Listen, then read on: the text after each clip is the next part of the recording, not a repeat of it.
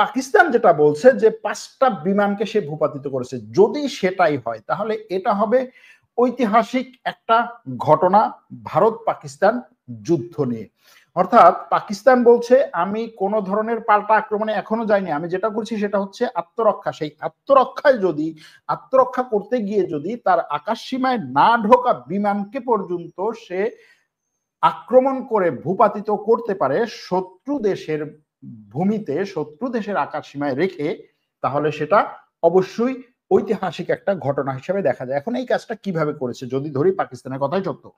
পাকিস্তানের বক্তব্য অনুযায়ী, পাকিস্তানের পররাষ্ট্রমন্ত্রীর বক্তব্য অনুযায়ী গত রাতে যখন ভারত আক্রমণ করে ঠিক তার পর মুহূর্তেই পাকিস্তানে নিযুক্ত চীনের রাষ্ট্রদূতকে পাকিস্তানের পররাষ্ট্র মন্ত্রণালয়ে ডেকে পাঠানো হয় এবং সে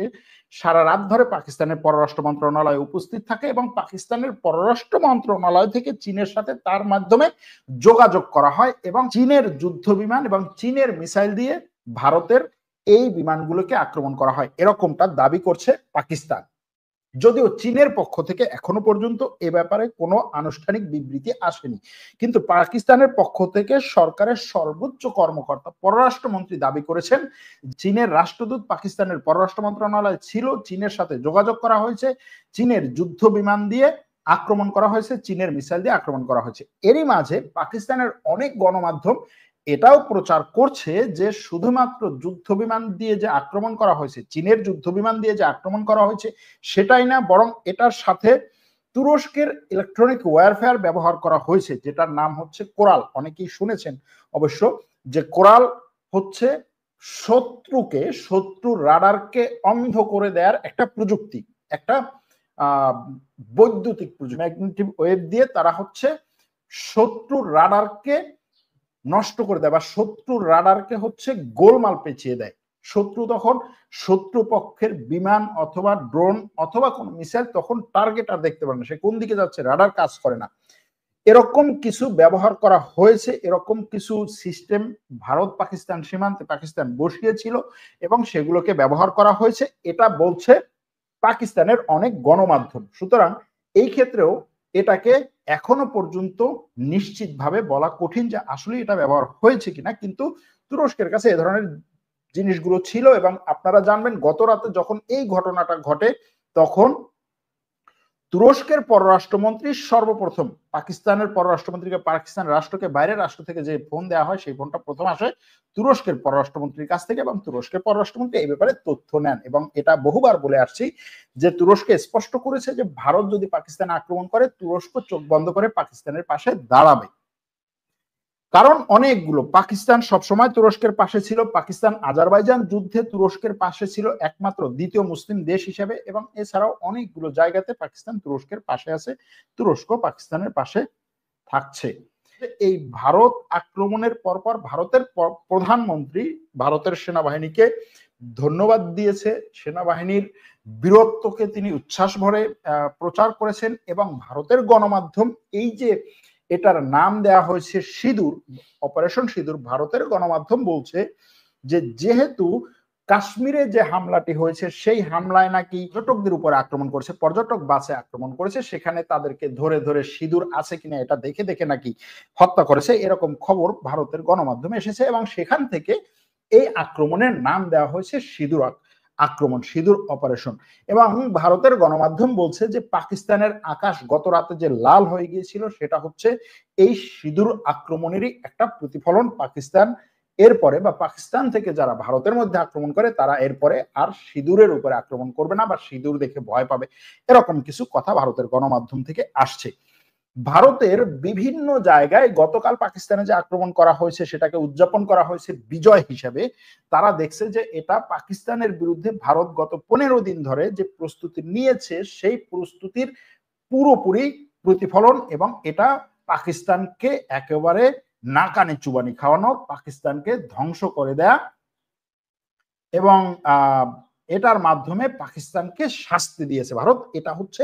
ভারতের পক্ষ থেকে কথা এবং এটার উপর ভিত্তি করে ভারতের বিভিন্ন অঞ্চলে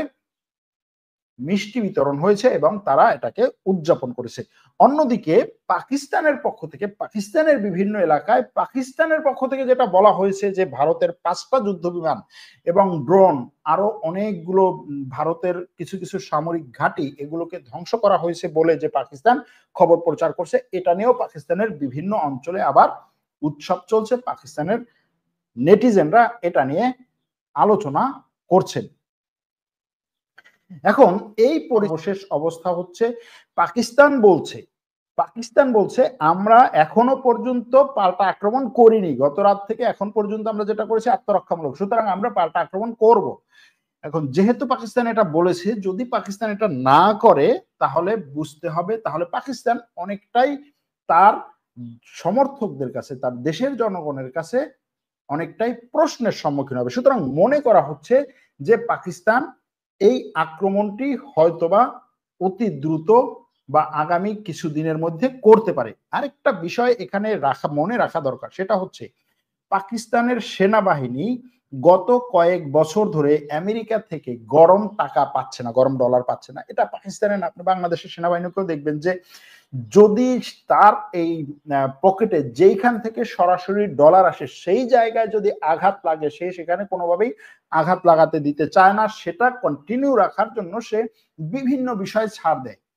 এখন এই সেনাবাহিনীগুলোর বা পশ্চিমা বিশ্ব থেকে, আমেরিকা থেকে গরম ডলার পাওয়াটা হচ্ছে কিছুটা নেশার মতো, হিরোইনের মতো, যে আপনি এটাকে দিয়ে দিয়ে এমন নেশাগ্রস্ত করে রাখেন সেটা সে না পেলে তখন পাগলের মতো হয়ে যায়। পাকিস্তান সেনাবাহিনী গত কয়েক বছর ধরে আমেরিকার কাছ থেকে গরম ডলার পাচ্ছে না, সুতরাং সেটার জন্য পাকিস্তান সেনাবাহিনী যা করা দরকার, অর্থাৎ সেটার জন্য সে ডানে বামে সামনে পিছনে যে কোনো জায়গায় সে আঘাত করতে পারে, মানে হচ্ছে মাথাও দেয়ালে ঠুকতে পারে। এখন এই পরিস্থিতিতে যদি আমেরিকা কোনোভাবে পাকিস্তান সেনাবাহিনীকে বলে বা পাকিস্তান সেনাবাহিনীকে কনভিন্স করে যে ঠিক আছে আমরা এরপরে তোমাদেরকে এই ডলারের ফ্লোটা কন্টিনিউ করব যে কোনো একটা প্রজেক্ট বা যে কোনো একটা কিছু দেখে, তাহলে হয়তো পাকিস্তান পাল্টা আক্রমণ নাও করতে পারে। এবং এক্ষেত্রে বলা হচ্ছে যে পাকিস্তান সেনাবাহিনীর এখন যে প্রধান, যিনি একটা সময় পাকিস্তান গোয়েন্দা সংস্থার প্রধান ছিলেন, সেই সেনাপ্রধান সিদ্ধান্ত নেবেন, মূলত তিনি সিদ্ধান্ত নেবেন, সাইদ আসিম মুনির, তিনি সিদ্ধান্ত নেবেন যে আসলে পাকিস্তান কি ধরনের পাল্টা আক্রমণ করবে। যদিও তার কথা এখন অনেক আলোচনা হচ্ছে যে ভারতের এত এত প্রযুক্তি, ইসরায়েলের এত এত সাপোর্ট, আমেরিকার এত এত সাপোর্টের পরেও যদি পাকিস্তান 5টা যুদ্ধ বিমান ভূপাতিত করে ফেলে মাত্র এক রাতের মধ্যে, তাও আত্মরক্ষামূলক কাজের জন্য, তাহলে সেটার পেছনে পাকিস্তানের কোন সেনাপ্রধানের, কোন সামরিক জেনারেলের সবচেয়ে চৌকস ভূমিকা ছিল, এটা হয়তো বহু বছর ধরে আলোচনায় আসবে। আবার ভারতের এই ক্ষেত্রে দুর্বলতাগুলো কি কি ছিল, এটাও হয়তো একটা সময় আলোচনায় আসবে। তবে একটা জিনিস মনে রাখা দরকার, সেটা হচ্ছে ভারত পাকিস্তান এই ধরনের যুদ্ধগুলোতে ভারত যে সময় যতবারই গত কয়েক দশকে এরকম ভাবে আক্রমণ করেছে, পাকিস্তান টুসটাস করে ভারতের কিছু যুদ্ধ বিমান ভূপাতিত করেছে, যেটা এর আগেও আমরা দেখেছি।